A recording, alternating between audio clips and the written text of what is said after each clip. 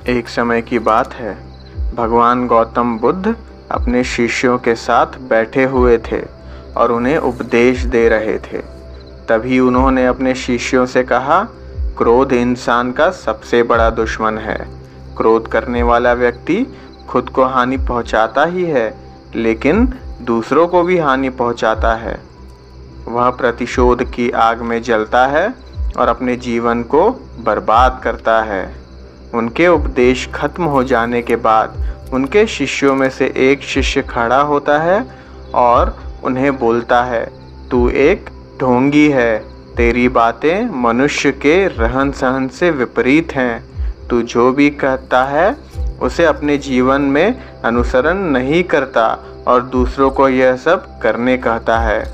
जब उनके वह शिष्य गौतम बुद्ध को उल्टा सीधा बातें कह रहा था, तब गौतम बुद्ध ने कोई प्रतिक्रिया नहीं दी और वे शांति से बैठे रहे। लेकिन ऐसे में वह व्यक्ति और भी ज़्यादा गुस्सा हो गया और गुस्से में आकर उसने गौतम बुद्ध को मुंह पर थूक दिया। इसके बाद भी महात्मा गौतम बुद्ध को गुस्सा नहीं आया और वे शांत थे। उन्होंने अपने चेहरे से थूक को पोंछा और वह चुपचाप बैठ गए। यह सब देखकर उस शिष्य को समझ नहीं आया कि वह क्या करेगा।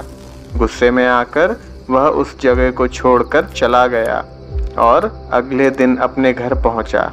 जैसे ही वह अपने घर पहुंचा, उस समय तक उसका दिमाग शांत हो चुका था। दिमाग के शांत होते ही उसे इस बात की एहसास हुआ कि उसने कितनी बड़ी गलती की है। उससे पाप हुआ है। वह खुद को मन ही मन कहने लग गया, यह मैंने क्या कर दिया। मैंने महात्मा बुद्ध का अपमान किया है। ऐसे पाप मैं कैसे कर सकता हूँ।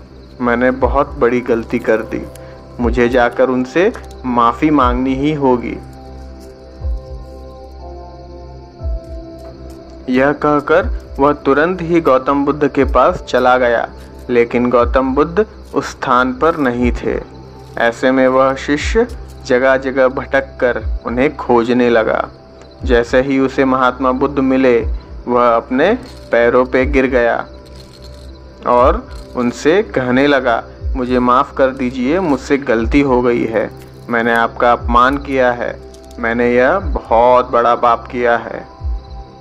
यह सब देखकर गौतम बुद्ध ने उससे कहा, शांत हो जाओ। क्या बात है, मुझे बताओ कि तुम कौन हो। गौतम बुद्ध के यह पूछने पर वह शिष्य चौंक गया। वह सोचने लगा कि महात्मा बुद्ध मुझे कैसे भूल सकते हैं। मैंने तो उनका अपमान किया था।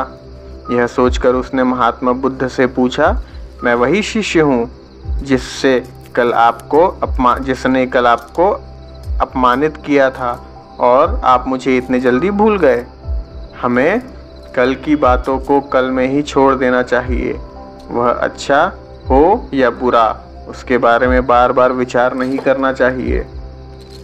मैं बीती हुई बातों को पीछे छोड़कर आगे चलता हूँ और ऐसे ही हम सब को भी करना चाहिए, महात्मा बुद्ध ने उस शिष्य से कहा। महात्मा बुद्ध की ये बातें सुनकर वह शिष्य और भी ज़्यादा प्रभावित हुआ और उसने बोला, मैं आज से आपकी हर बात को मानूंगा और माना करूंगा और दूसरों को भी यही नसीहत दूंगा। इस कहानी से हमें यह सीख मिलती है कि क्रोध करना इंसान के लिए सबसे खतरनाक है।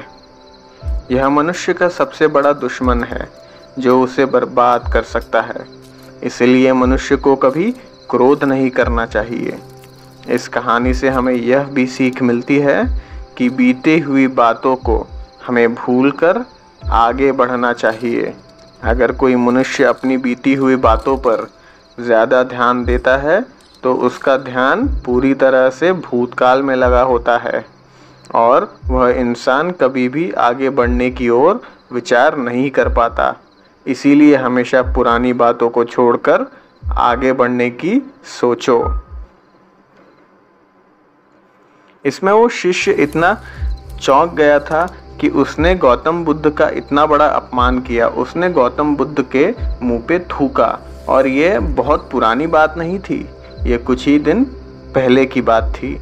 फिर भी गौतम बुद्ध ने उस शिष्य का ना चेहरा याद रखा, ना ही वो इंसिडेंस याद रखा।